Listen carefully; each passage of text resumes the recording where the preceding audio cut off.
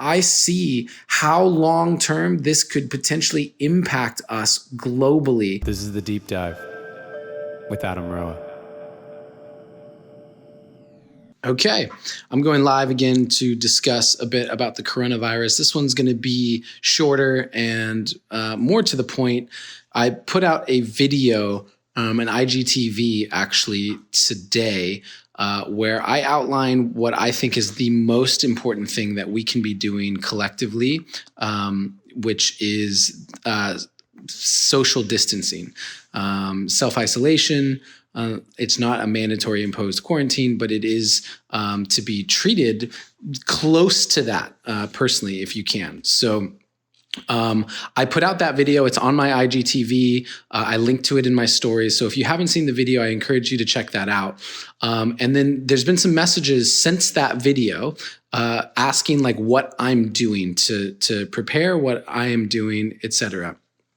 And so I just wanted to make this live to give you the tangibles of what I'm preparing for, how I'm preparing for it, and what realistically I think is going to happen. So again, this is kind of a follow-up to the IGTV video that I posted today. So if you are just joining this, I encourage you to check that out next.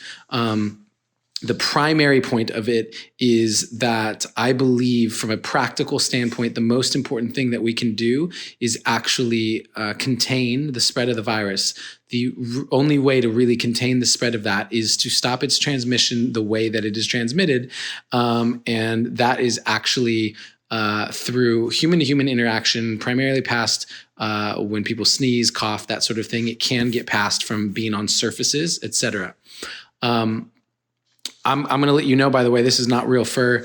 All the people who commented or messaged me saying, how dare you? How could you wear real fur? You just need to ask the question instead of judging. And really, I can't even get into the ridiculousness of people just like assuming and then passing judgment on assumptions instead of actually just asking the question. That's a separate topic. Anyway, here's the thing.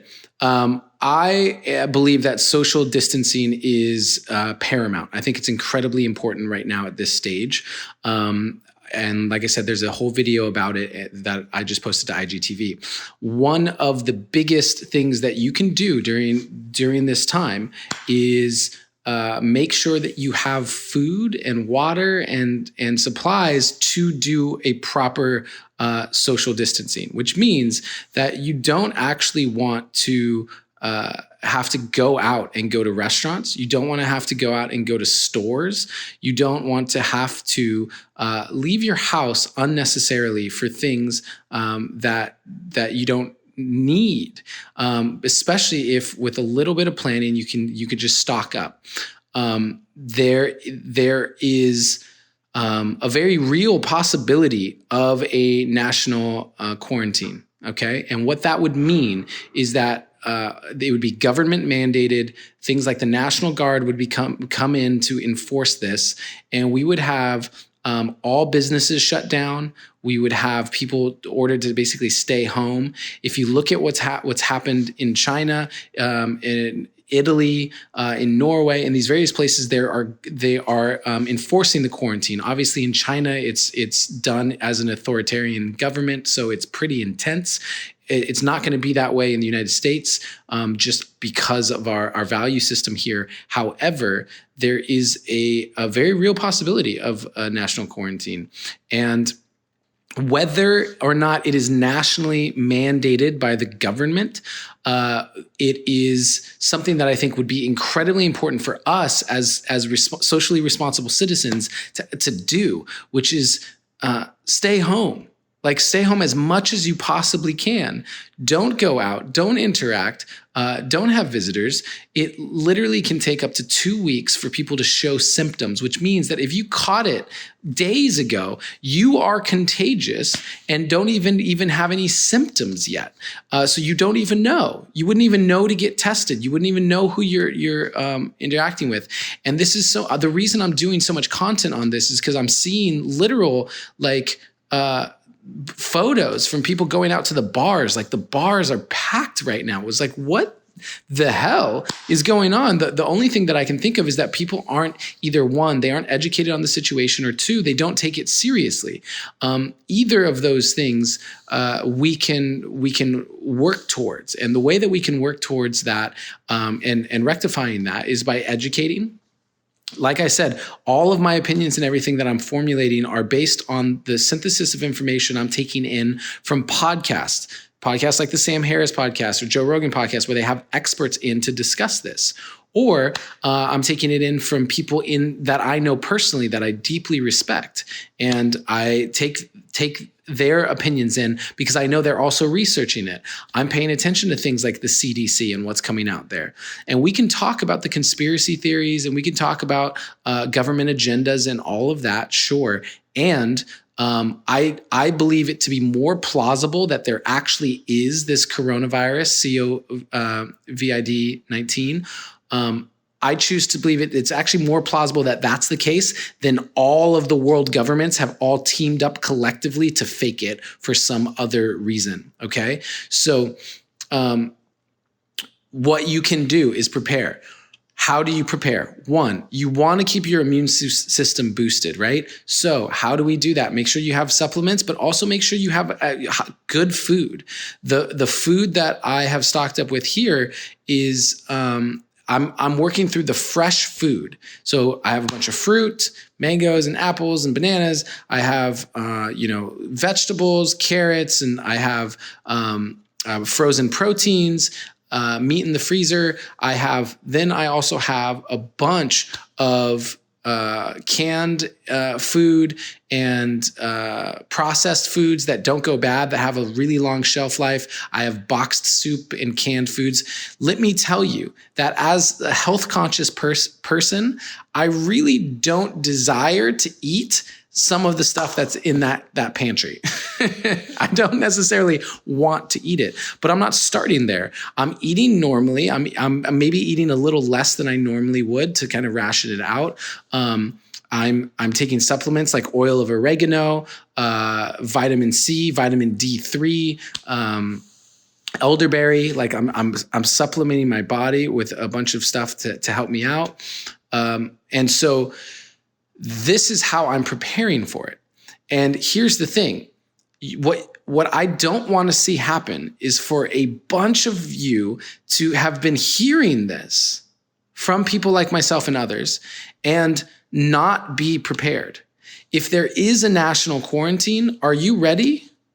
If businesses shut down, if your coffee shops and your lunchrooms and your workplaces shut down, how are you feeding yourself? How are you doing that? Are you ready? Even if it's crappy quality food, are you at least like able to survive? That is really important. And if you do this properly with a social isolation standpoint, and we all collectively step into this and say, this is what we're going to do to help curb the spread of this virus, then it doesn't have to get too intense. Like, what is the worst case scenario? If you actually said, okay, I'm going to distance myself. I'm going to treat it like a quarantine. I'm going to stay inside. I'm not going out. I'm not taking visitors. And I'm going to do that on my own for the next week. What is the worst case scenario? Like, what is the worst case scenario? You do that for a week. You spend a bunch of time by yourself. You eat out less at restaurants, and maybe don't eat as well as you normally would. Like that's your worst case scenario. But in a best case scenario, like, by doing that, we can curb the spread of this virus.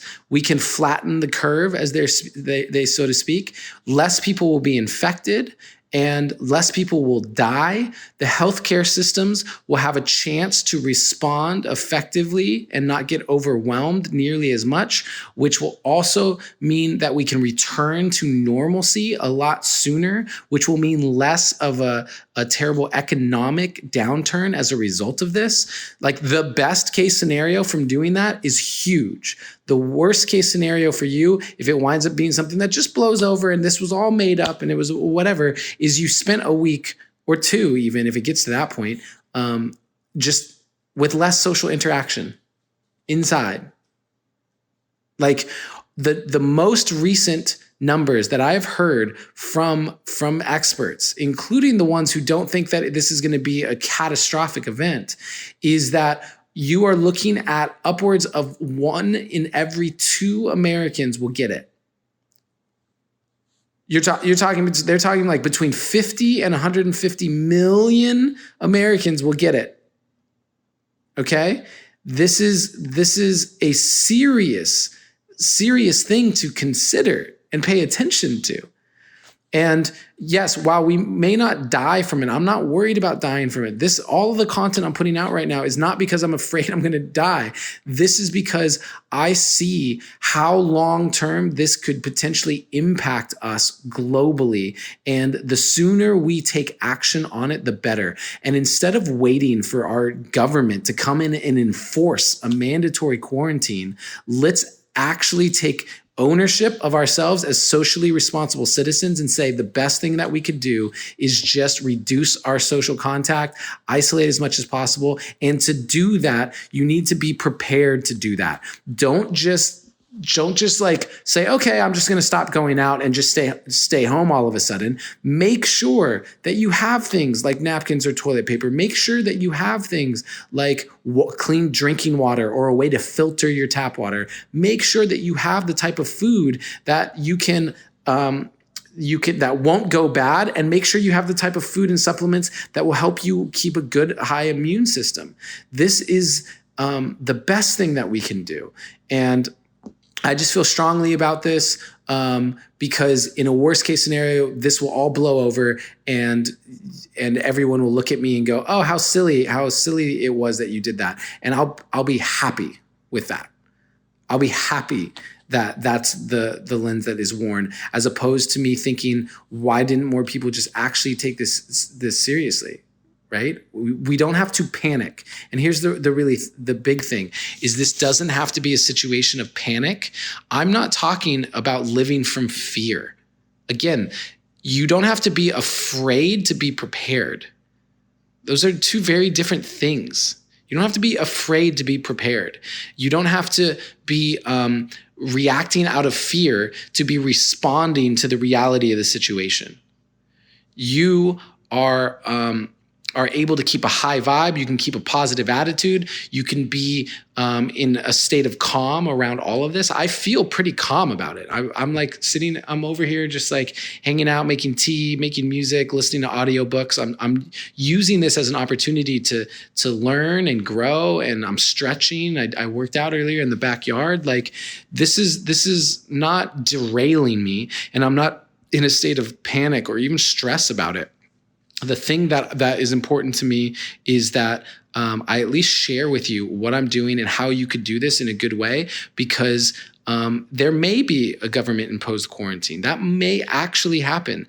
And if you were already prepared to social distance, if you were already prepared to isolate, then that won't have much of an effect on you.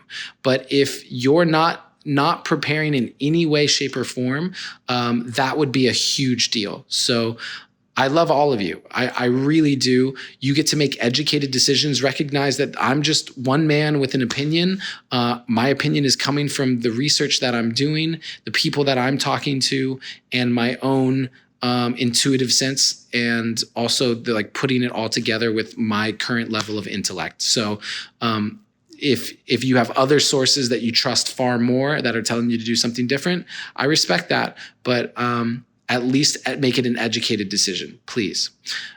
For those of you who are just joining, remember this is about the coronavirus, and I put out an IGTV today about this topic where I really break it down in depth, and I encourage you to check it out. Please help spread the word about this sort of thing, because without spreading the fear and the panic, it is important for us to spread the ways in which people can be prepared. Thank you for listening. I want to remind you that always, in all ways, you are seen, you are heard, and you are loved.